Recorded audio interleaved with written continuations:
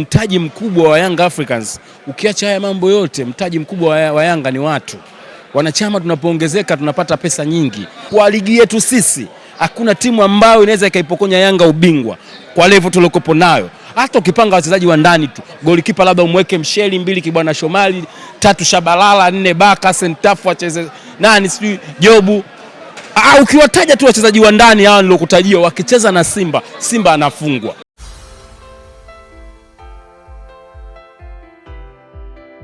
Mtazamaji wa Bongo Headlines Official, Mume naye amekuwa ni moja ya wanachama hai wa Young Africans ambao wameshiriki katika mkutano mkuu uliofanyika hapa Superdome Masaki, na kubwa katika yote ni kuchagua viongozi kwa maana ya kupiga kura na kuwapitisha viongozi ambao wataenda nao katika msimu wa 26 au katika miaka hiyo minne ya duru lingine kwa uongozi kwa upande wa Young Africans. Official, upo vizuri?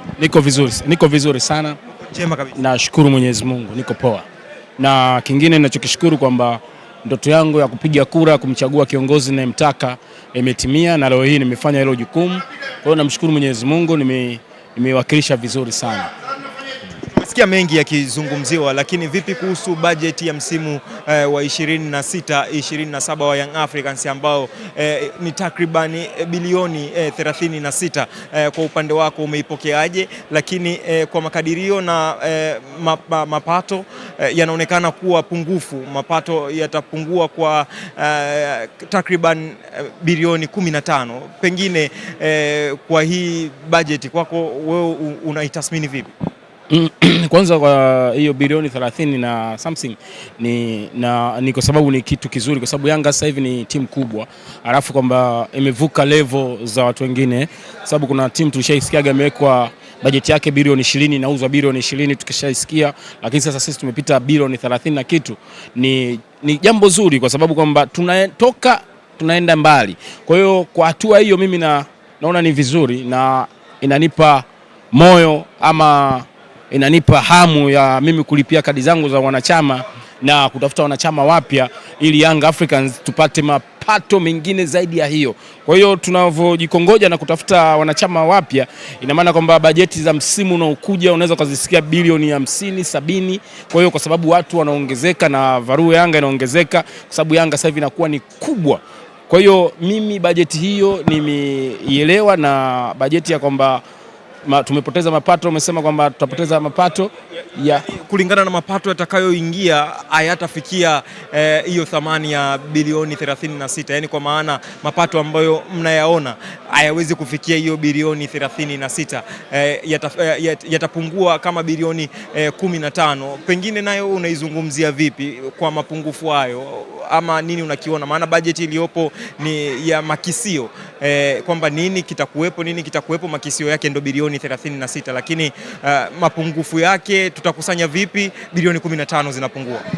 Yani kwamba sisi kwamba hayo mapungufu yanayokadiriwa kwamba yatapungua, ni mchawi ni kwa wanachama kuongezeka, kwa sababu wanapoongezeka wanachama, mfano nikwambie kitu, wanapoingia wanachama, labda tumepata wanachama 500,000, unazungumzia ni bilioni 12. Umeona, wanapoingia wanachama milioni, na maana unazungumzia bilioni 24. Kwa hiyo yani kwamba mtaji mkubwa wa Young Africans, ukiacha haya mambo yote, mtaji mkubwa wa Yanga ni watu. Wanachama tunapoongezeka tunapata pesa nyingi, tutakuwa ni watu wakubwa sana. Yani sisi Young Africans, kama ikitokea siku tumefika wanachama milioni 1, tumelipia kadi wanachama milioni 1, na maana tutakuwa tumeingiza bilioni 24. Kwa hiyo kwamba hayo yote ni makisio ya hii itakuwa hivi, akiza matangazo atakuwa hivi, gate collection utakuwa hivi, sijui wadhamini hao watakuwa hivi, lakini hivyo vitu vyote vipo katika mfumo wa biashara. Lakini kwamba biashara kubwa ya Young Africans, afu ni timu ya wanachama, biashara kubwa ya Yanga ni kupata wanachama wapya. Yani kwamba tulete ushawishi wa timu yetu ipate wanachama wapya. Kama msimu uliopita nadhani kwamba tulizungumzia kwamba kutakuwa na watoto wadogo ambao watakata kadi za shilingi 5,000, kutakuwa kuna kadi za mashabiki na kadi za wanachama.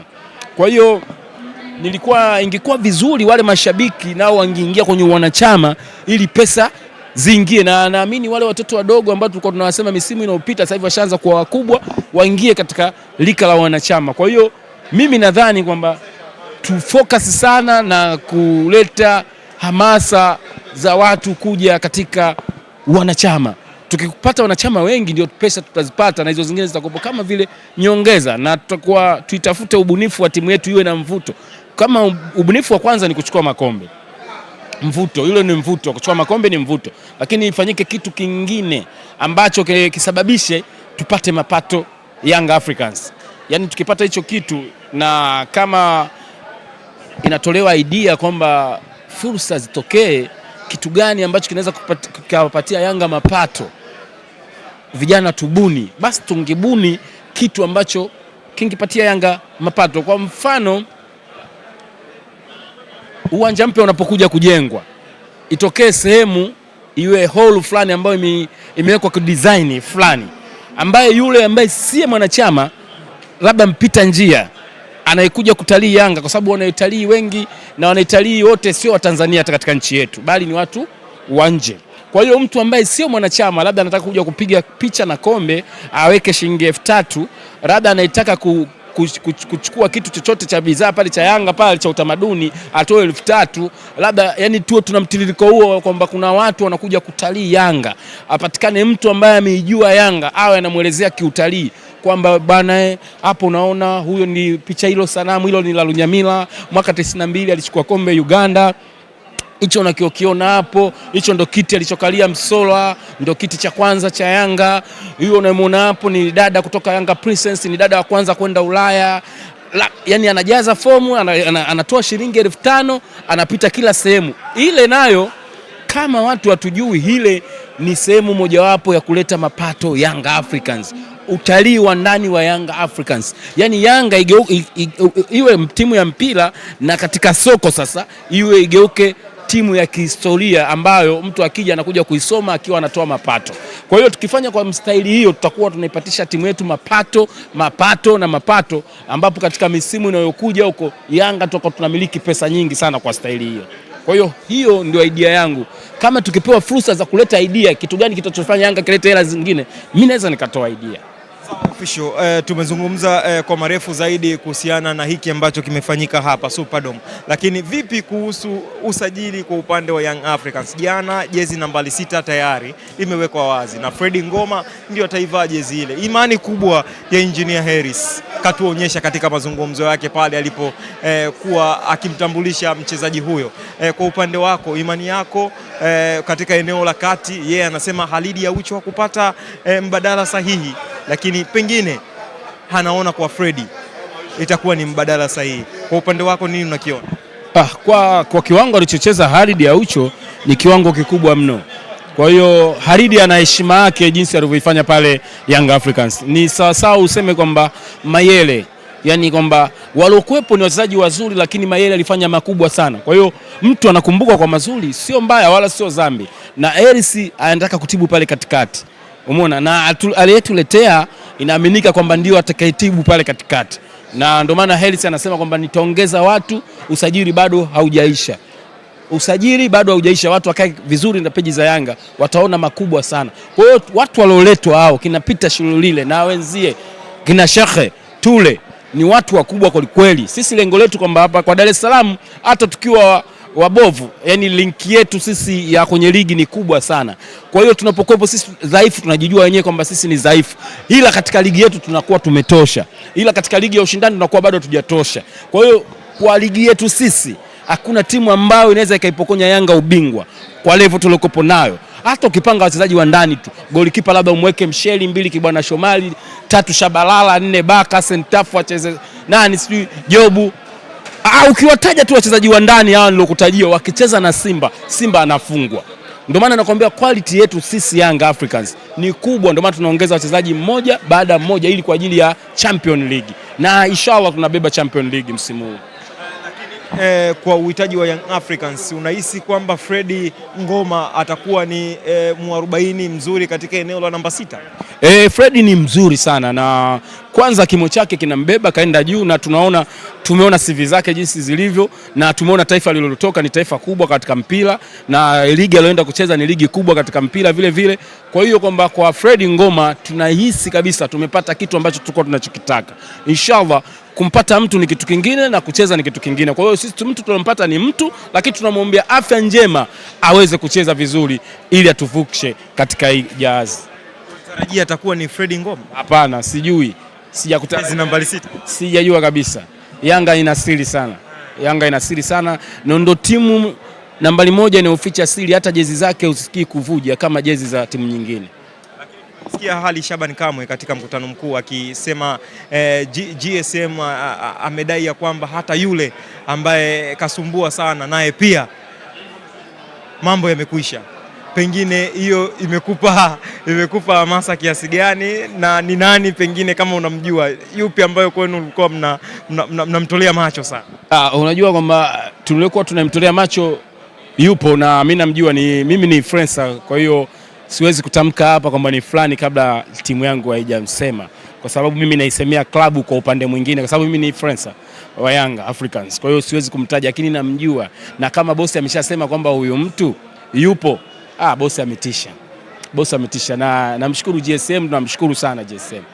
Kutaka kutokumtaja, ila wewe una imani na huyo mwamba anayekuja, na kweli kama Ali alivyosema kwamba akitangazwa itakuwa ni balaa lingine tena. Huyu mtu akitangazwa ambaye yupo sasa hivi, watu watazidi kupigana katika vilabu vyao.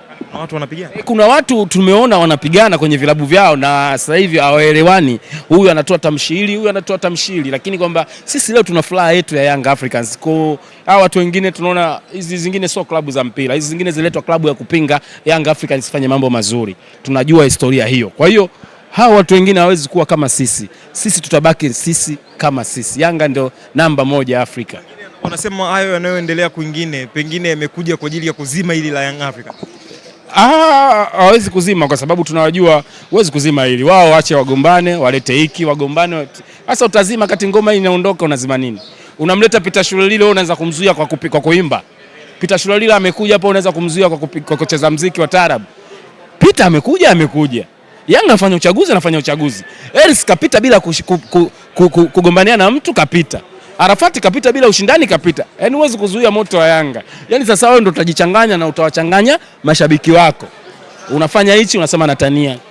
Unaendesha gari bovu unasema ile gari nzima nilikuwa nawadanganya. Yaani wewe ndio utajidanganya. Lakini sisi Young Africans tumesimama katika msimamo wetu na tunaondoka. Unajua nikwambie kitu, kuna klabu ya mpira na klabu ya mapishi.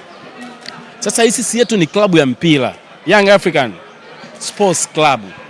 Sisi kuna wapiga ngumi Young Africans, kuna wacheza muziki Young African, kuna netball. Young African ni klabu ya michezo. Kwa hiyo kuna watu wengine hao vilabu vyao hatuvielewi, ndio maana sisi tunabaki kuwa namba 1 daima. Yanga bingwa mpaka 2030.